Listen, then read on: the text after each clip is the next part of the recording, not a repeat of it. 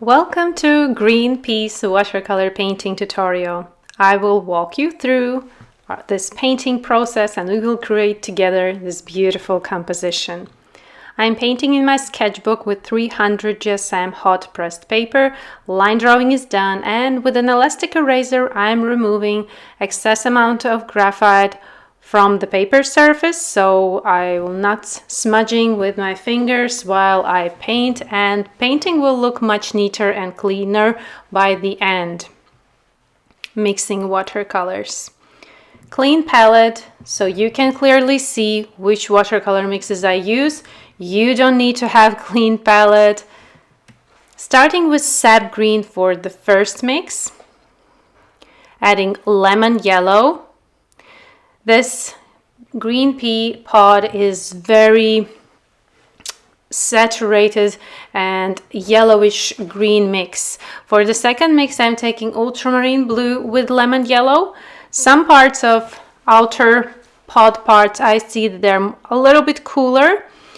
Third mix is perlin green with sap green. A little bit more of perlin green.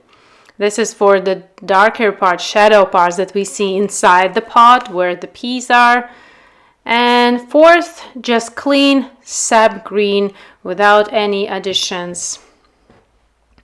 Try pigments that you already have in your paint box. And coloring out on a piece of paper all the mixes that I just mixed so I can see how they look on the paper, and writing down all the pigments. Now we can start painting process. Be sure that your water is clean after mixing watercolors. And starting with round synthetic brush, applying water inside the pod on the left side, carefully applying moisture around peas, and as you can see there are no water puddles. Water is just enough so I can push watercolors, but they are not moving by themselves. And I'm taking sap green with a little touch of sap green and lemon yellow mix, applying very lightly and transparently. We see that there's a little white, almost white edge on the pod, on the left side and on the right side. For the first layer, I'm covering the entire area, even that little gap line, but later on I will leave that gap unpainted, and carefully applying watercolors around each pea. So be careful, this first layer needs to be really light, and pushing watercolors while the surface is still moist, but it's not too watery. There are no puddles. Water control is very subtle. You can't paint first layers on dry surface, and if you have puddles and need to wait minutes and minutes for the drying time, then it's too much. So you need to be somewhere in the middle. Adding a little bit of darker mix on the bottom part where we see the shadow under last pea. Smoothing applied. If somewhere your layer gets too dry too fast, you can apply water again. And applying watery layer to the right side. Same, taking sap green and mix of sap green with lemon yellow, and carefully applying this layer of very light watercolors across the all right part. Again, avoiding peas. We will paint them towards the end part of this tutorial. Now we will be working on pod to make it three-dimensional, to make it realistic. A very thin line of darker mix, but it's still transparently for the shadow part on the right side of the pod, and smoothing the applied layers so I don't have crisp edge between darker applied layer and the lighter part of this pod. Also, you need to be very careful so we don't get crisp outer edges. So that's why I'm painting super transparently, so I can smooth, I can apply another layer. If you get a crisp edge, it means too much water and too much watercolors. And now with finer tip brush, I'm applying darker mix of sap green and perylene green in between peas inside on the right side where is the darker part of this composition. Carefully around each pea. I don't want to now touch the main peas, painting everything around them.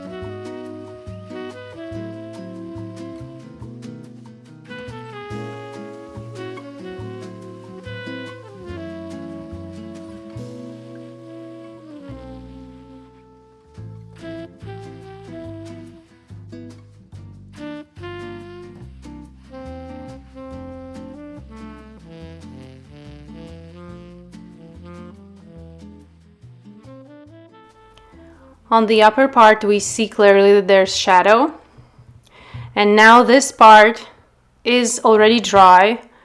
If you still need to wait for your layer to dry, it means you are using too much water. While I was applying watercolors to the right side, the left side is dry. That's how, I don't know, less or big amount of water compared to yours. You also can check by time amount you need to wait for your layer to get dry. I don't physically sit and wait. I worked on the other side and the first side got dry. And now I'm taking small amount of perylene green and sap green and apply shadow around each pea on inside the pot and instantly smoothing the applied layer. Smoothing so I don't have crisp edge of shadow layer.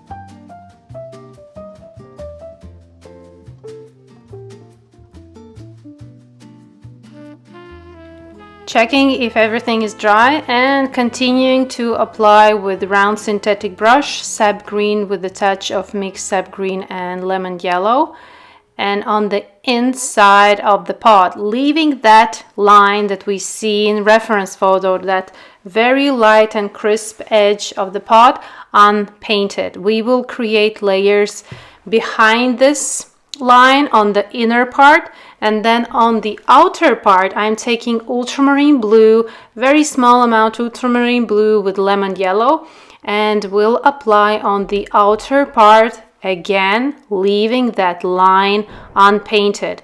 Now pause the video, zoom in your reference photo that you can download and check. Do you see that crisp edge of the pod? It should stay very light. The transparent layer of first layer is enough for this line. It's not white.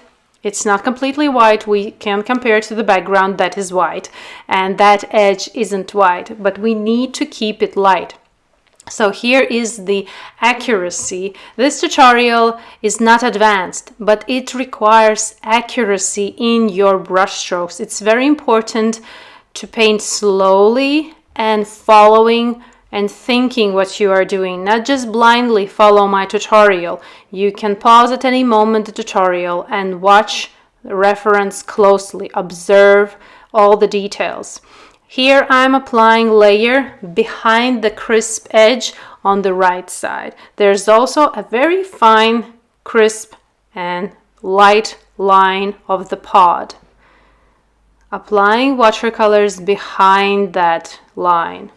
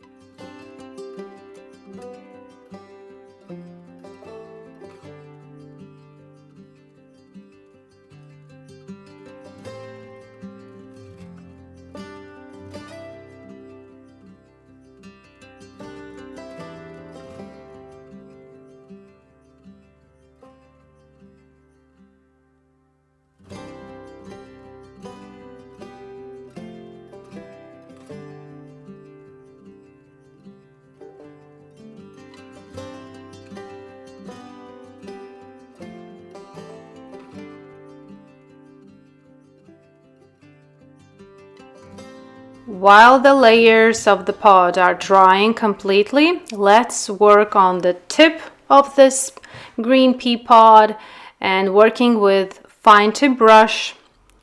Choose the brush that is the smallest one and take time and dedicate this small area. Maybe it looks small and unimportant, but it is important.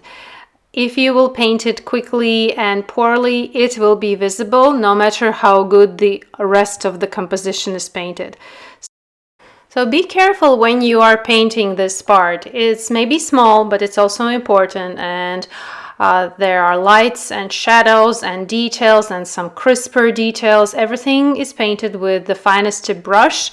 Carefully, very observe the reference. Zoom in closer, as close as you can do that on your device or on computer right beside the tutorial. Pause this tutorial and look for details. It's important. Don't rush this stage.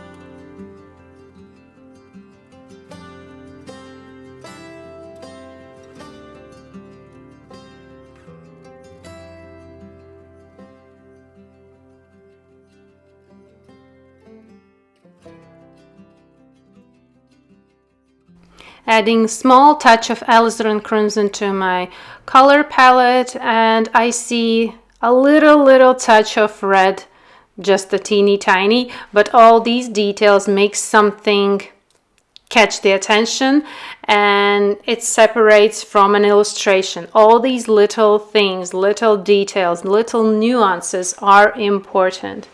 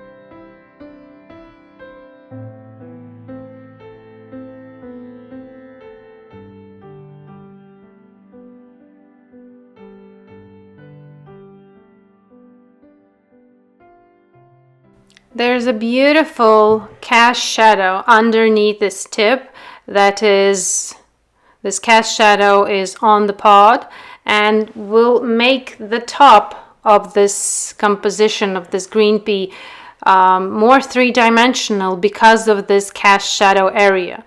As I'm applying this cast shadow, I'm leaving like half of a millimeter edge between this tip and the pod itself. Also adding this cast shadow area using perylene green and sap green.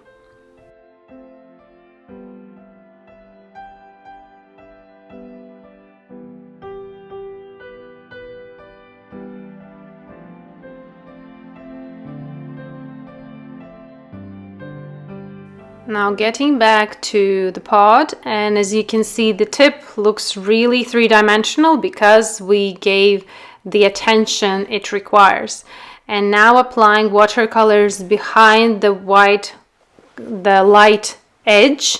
And if you look closely in the reference photo, you will notice that right behind that line, there's slightly darker area, then it becomes lighter, and then there's this big shadow from the piece.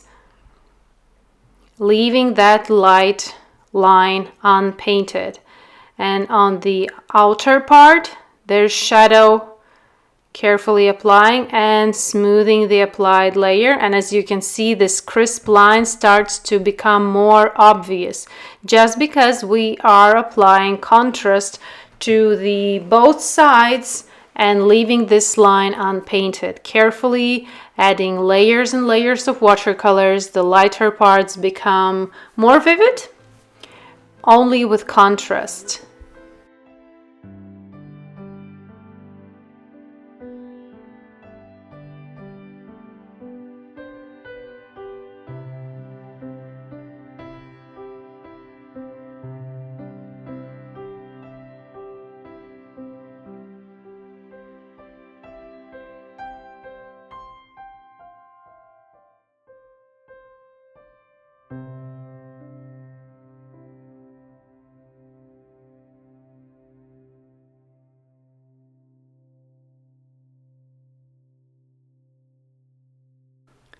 Now using perylene green and sap green mixed with the finest tip brush, very slowly and accurately, I'm applying crisp line on the right side behind that light line. And as I'm doing this, I'm also applying a little bit more of shadow to make it more intense, but make that line super crisp and fine. You can practice on separate piece of paper before you paint here. And smoothing the edge so it's not so crisp, but more naturally crisp. That's when you go over with the brush and make it slightly blend with the rest of the painting. Adding next layer to the little gaps between peas.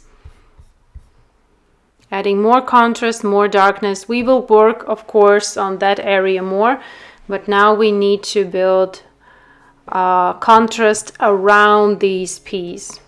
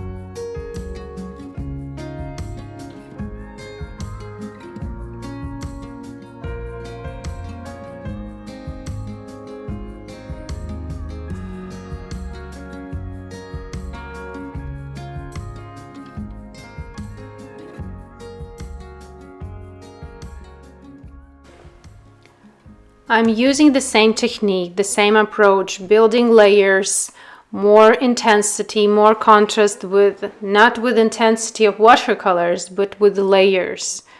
Working on building contrast to the shadow area, to some details, gaps. Carefully painting around piece, so I'm not losing the area of the piece, but building shadow behind them that we see in reference, very intense shadow, cast shadow from the piece on the surface of the green pea pod.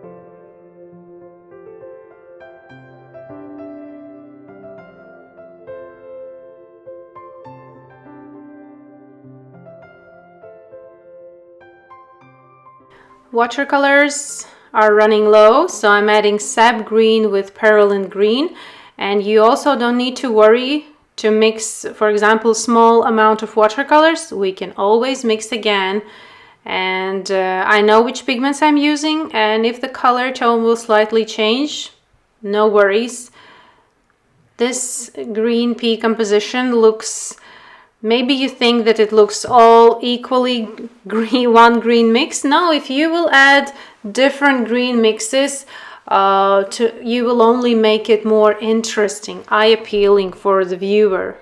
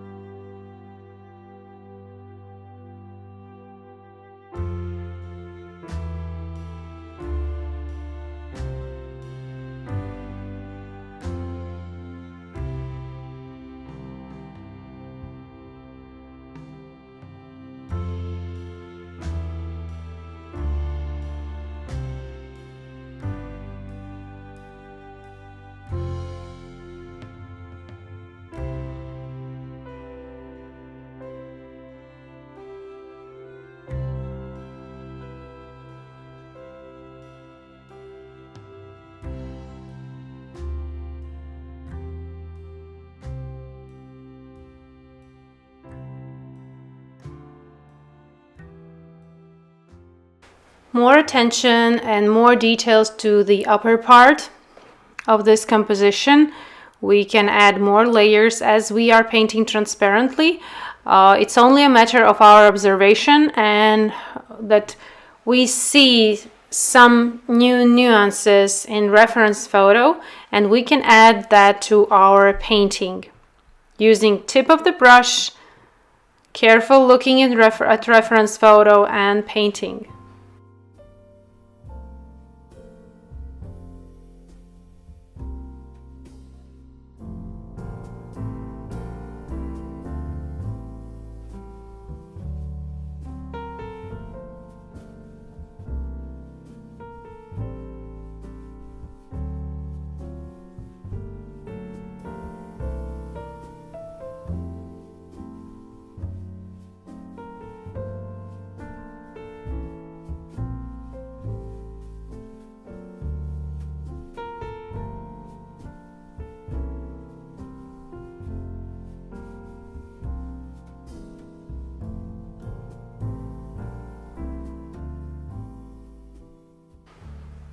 Adding shadow underneath this upper tip.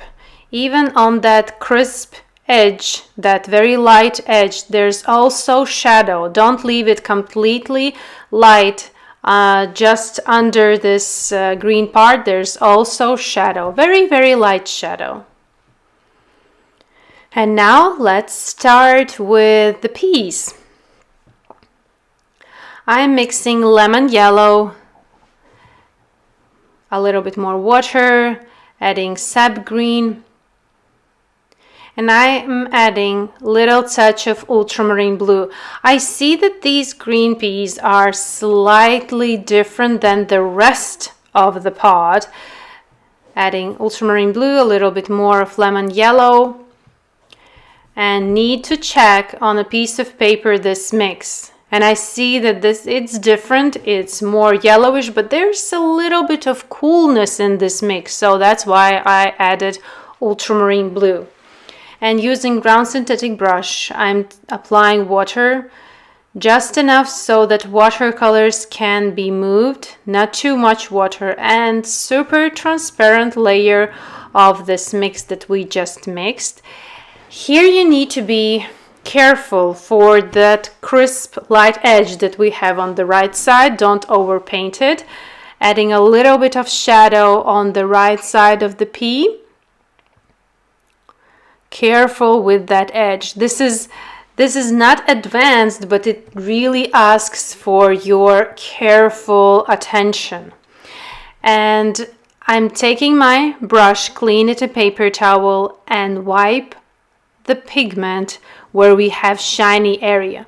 While the surface is still moist, I'm wiping out 2 spots. They are bigger than they are in reference photo, and that is good. That's better than not to have at all. And I'm leaving little spots for the shiny part.